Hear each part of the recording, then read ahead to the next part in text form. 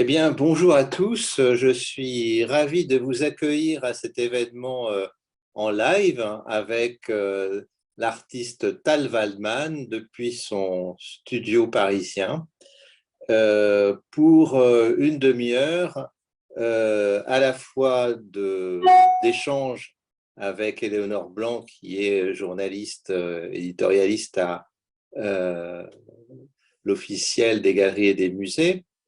Et tout de suite, je vais vous présenter Résidence Galerie qui organise cet événement.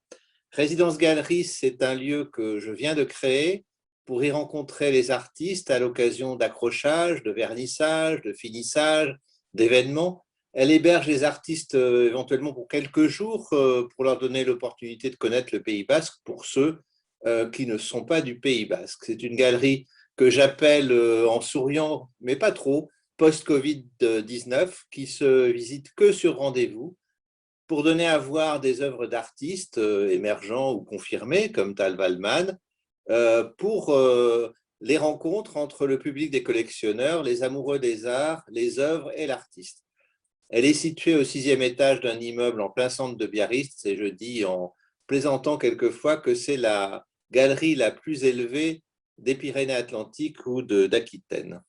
Et nous sommes ouverts depuis le 17 janvier. Alors, nous avons d'abord exposé Alban de la Barthe, une artiste qui habite Tours, qui est aussi danseuse et qui m'a aidé à lancer la galerie en janvier et en février.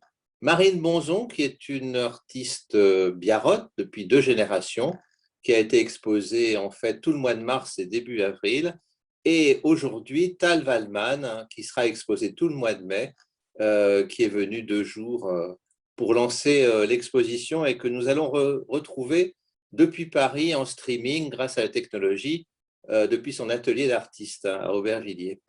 Elle sera interviewée par Éléonore Blanc.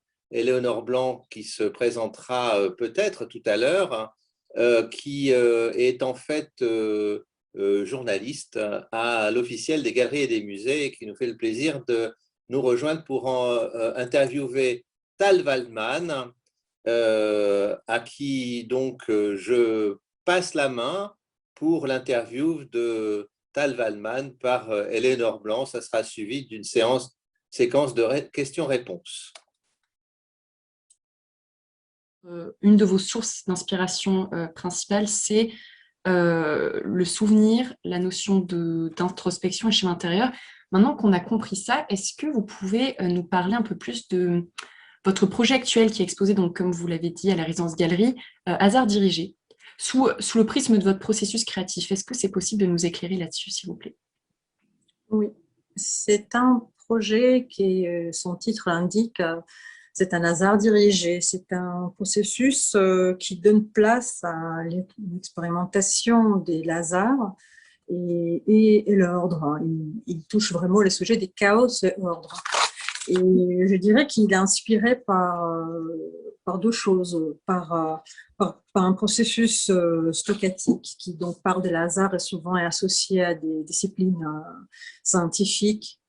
Mais on le trouve aussi dans l'art souvent par l'art fractal ou l'art digital, ce qui n'est pas de tous les cas, là c'est le travail complètement manuel, mais il y a cette une concentration sur l'aspect de l'incertitude et le hasard dans le travail comme un outil de travail. Ça veut dire que j'ai traduit ces concepts à des gestuels corporels et le travail était divisé entre des gestes corporels et des non-contrôles, des sous-conscients, associés toujours avec le chaos et des rêves, et qui sont souvent informés ou en tous les cas suivent une méditation de pleine conscience.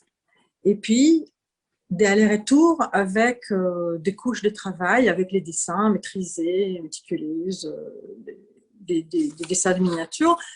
Et donc, cet ensemble des allers-retours crée un dessin qui fait un ensemble et entre ces 2 forces, mais dans un ordre un peu différent qu'on a l'habitude de voir.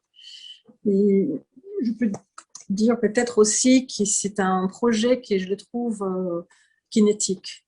Pourtant, ce n'est pas des mobiles et d'Alexandre Calder, par exemple, mais c'est kinétique dans le sens où les mouvements énergétiques vibratoires font partie importante de la perception de la série. Et c'est créé, et grâce à un effort intentionnel de créer cette texture que vous pouvez voir, qui fait illusion à peut-être à une réalité intérieure ou un paysage intérieur cellulaire presque.